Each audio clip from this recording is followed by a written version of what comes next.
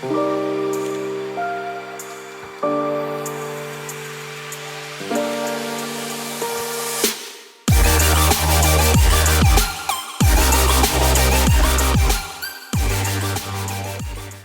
everybody, here we are back with another episode of Beating Anxiety, and we are now in the Thousand Maws of Toto-Rak. I actually just accidentally did another Copper Bell Mines. It's been about a week since I recorded, and I thought that I had Copper Bell Mines to do. Turns out I'd already done it, so I have had a bit of a warm-up. So I have no excuses for letting tanks die today, because I'm being a plonker. Hopefully all good. I'm feeling a lot more comfortable on the character now than I ever have. I mean, I know that later on in the game healing's going to get way more complicated. There's going to be a lot more to it than I have right now of just pressing Cure 1. I know that, but I'm not afraid at all. Like today I've just, I'm going to go do some healing. Popped into healer. I don't know how... Do I have aggro? No, I thought I had aggro for a second then. I've just jumped in. I don't feel bad about it at all. I feel real comfortable. I feel like... I don't know, really. Like, I've hit a place where it's like, no, I understand how the role works. I just need to learn how to deal with each ability as I gain them. Like, what's worth casting, what's not worth casting, and in what situations. And I feel like that, even with the DPS, that's something that I'm going to learn along the way as we use the character. Oh, wait, no one? Okay. No one knew where we were going. So yeah, I feel like I understand the quote-unquote, the basics of healing right now. Like, I'm pretty comfortable. Which is good. And it's only taken like 4 or 5 early dungeons to get that feeling. Which is even better. Like I said, I know that it's going to change later. I know, but I believe, in my heart, I believe that it's no different to picking up a DPS and having to learn the opener and the rotation and burst windows, etc., or picking up a tank and knowing when a tank buster's coming and what you're supposed to use your cooldowns on. And I feel like that's just playing the class. Like, the anxiety is no longer... or I feel like no longer a part of it. I might have a really bad run or something where I start to feel a bit sketchy, but I mean, right now I'm feeling good. Which then leads me on to the biggest anxiety I have, which is tank anxiety. Now, what I might do is do a series alongside this one. I might even make it a part of this series. So I might change the series itself to be Beating Anxiety, or Beating Tank and Healer Anxiety, and run them as a pair together, rather than doing a whole series of one and then coming back and doing a whole series of another. Because if I'm completely honest with you, I would love to main tank. I would love to play tank as a main for Endwalker, which is only a week away. I don't really have a lot of time to level 1 now, but it's something that I would really like to do. So I might take a look at leveling a tank, doing some episodes of Beating Tank Anxiety alongside this or as a part of this series, and then maining tank for Endwalker. I don't know what I'm going to do yet. I've just finished the campaign. I have 2 quests left, actually. I have 2 quests left of the post-Shadowbringers storyline, which will bring me up to Endwalker. And Endwalker at this point of recording is 1 week away, so not long at all to get anything done, really. And I still have crafting to level so I can make some money, because I have no money, like, whatsoever. When I got towards the end of Endwalker, the dungeons jump up like 20 eye levels at a time, so you need like 440, then 460, and then 480 and 490 on the last one, and rather than spend forever farming, although that's not literally true, I did try to farm. I did some of the dungeons 6 or 7 times in a row without a single piece of gear dropping, or only 1 piece of gear dropping, and so I gave up with that idea and went to the auction house and bought pieces. If you do that, then be warned that you can transfer servers to buy money, to buy items, because I didn't realise this. And my server's prices for the gear I needed was real expensive, 200 to 230,000 per piece of gear, and I spent just under 1 million gil on kitting myself out in the 490 pieces, whereas if I'd have just gone to my Aetheryte and transferred to the Tritania server, or Twintania server, I could have got all those pieces for about 60,000 each. So I felt very silly when my FC told me about that. So let that be a warning for you. If you do want to buy pieces of gear for upgrade, check the servers that you can swap to. I think there's a website you can literally Google buying gear, or the auction house, sorry, Final Fantasy auction house. You can literally Google it. I think it's Undermine or something like that, just like the Undermine journal for World of Warcraft, where you will actually find up-to-date current information of what's on each server's auction house. You can search specifically for headpiece with decks on it or whatever you need, and you can find it. Check all the servers, see which is cheapest, transfer over there, buy it, and there you go. You've saved yourself a fortune. So learn from my mistakes. Don't do that. Don't do that. So yeah, I want to get crafting leveled. I just feel, do you know what? I feel like I have so much to do. I have a sort of relaxing week at work this week, which is good. Means I might be able to take my laptop in and get a sneaky bit of crafting leveling done. Who knows? But I really need to get crafting done. My main priority is to get crafting leveled, because if I get crafting leveled, at least I can make a little bit of money when when Endwalker goes live. I do think I'm going to spend some time trying to level a tank. I don't know how terrified I'm going to be and how far it will get, but I think I'm going to give it a try. I'd like to give it a try. But anyway, while I've been murmuring, you can see, not been having too much of a trouble here. Like, even whilst talking to you guys, I've not been paying a lot of attention to healing as a whole. It's just sort of come natural, if that's the correct terminology for it. It's just sort of become like a natural thing, which is great. This is great. Uh-oh. Bugger. Yeah, it's good. I'm very surprised in how quickly I've fallen into the role, actually, to be honest. Maybe I should main healer in Endwalker. Maybe I should try an expansion of just being a healer, you know. A Sage looks really interesting to me. I would really like to give Sage a try. I've been warned by a lot of people that it's going to be a hard spec to get involved in, especially because it's all about preventative damage and a lot less healer throughput.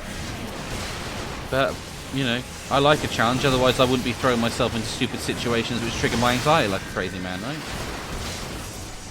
But yeah, I feel good. I feel good. There I am spamming Cure on myself instead of actually DPSing.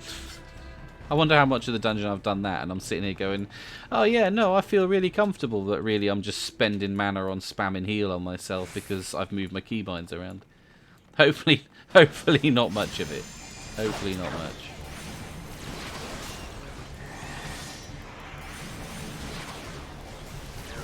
Yeah, like I said, I fully understand that this is going to get way more complicated to heal. I don't believe it's going to get so complicated I can't understand it, though. I will say that. But I mean, right now I have 2 spells to worry about. Is the group taking damage? Yes, cast Medica. Is it just the tank? Yes, cast Cure. Is anyone taking damage? No, cast DPS spells. Like I said, in its basic form, it won't get much more complicated than that, I don't think. But we'll see. I don't know if I get any spells similar to damage, or, well, in fact, damage reduction spells that I personally get to control. Like, if I see the tank go and get him walloped, and I know he's just used his rampart or whatever, do I get anything that I can just, you know, throw on the tank, I wonder? Or is that more for the barrier healers? I guess it'd be more for the barrier healers, right? They specialise more in tank reduction or damage reduction than what these throughput, like, white mages do. I don't know. We'll find out. We'll find out when I level it. It's leveling quite fast. What's this? War strength, don't want it. Strength, don't want it. What was I going to say? Oh yeah, I will be open here. I've now pre-ordered Shadowbringers. So I do have the earring that scales down and gives you... hang on, let's get this cleared out of the way. That scales down and gives you stats and or XP bonuses. But that's mainly because I don't want to have to farm the same dungeon 3 times, 4 times, 5 times to level up to the next dungeon to do the next episode and so on. To be honest as well, it's just nice. It's just nice. Most of this guide is going to be leveling through dungeons anyway. Or, you know, this anxiety thing is going to be mostly leveling through dungeons because that's the majority of the group content. There is guild hests, which I may or may not do as I go. We'll see. Haven't found the need to do any of them yet, but the point is I want to get over my anxiety in a group situation, so me running off and doing fates and stuff is not really helping the situation. And as such, being able to live through it quicker and have access to more of the dungeons faster is better. So the earring's on, and to be honest, from now on out it'll probably be on most of the time. It's all I have. I don't have any of the previous expansion XP stuff. I only started playing the game a couple of months ago, so I don't have access to any of the old fancy belt or ring or whatever it was before. It is just the 30% earring. But I'm sure if I used that with the Grand Company book and with food, I'd level quite quickly.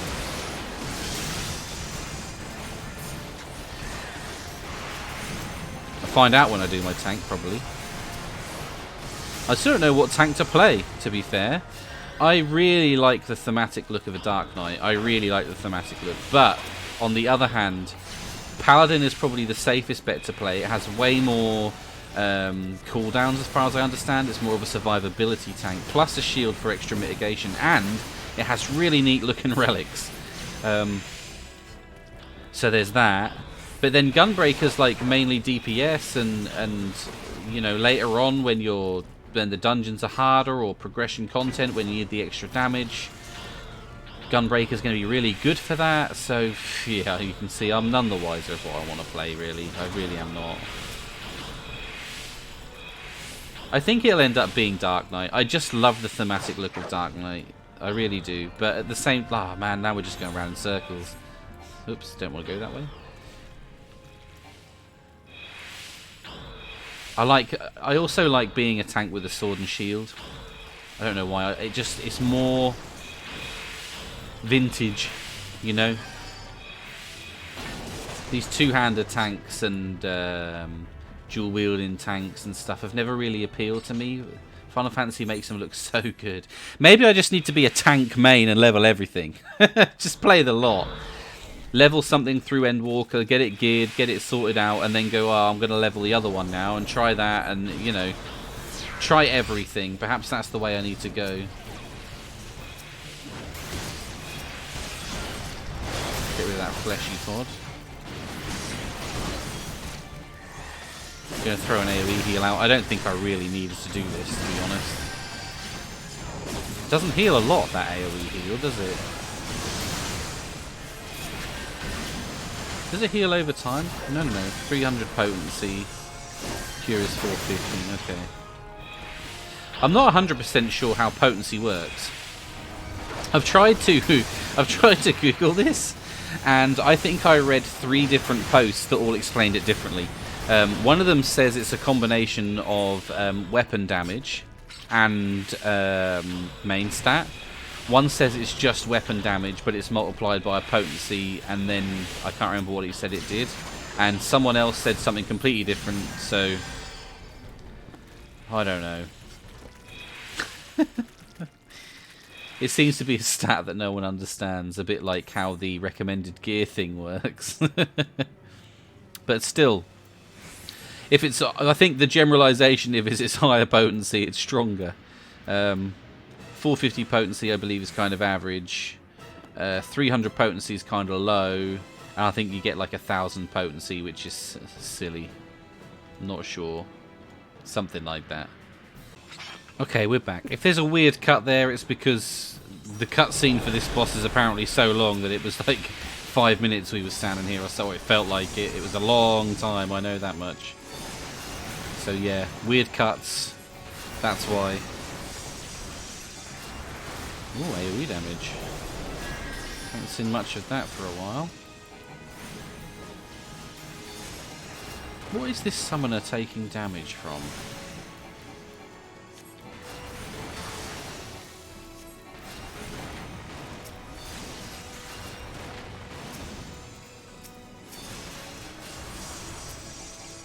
I don't know.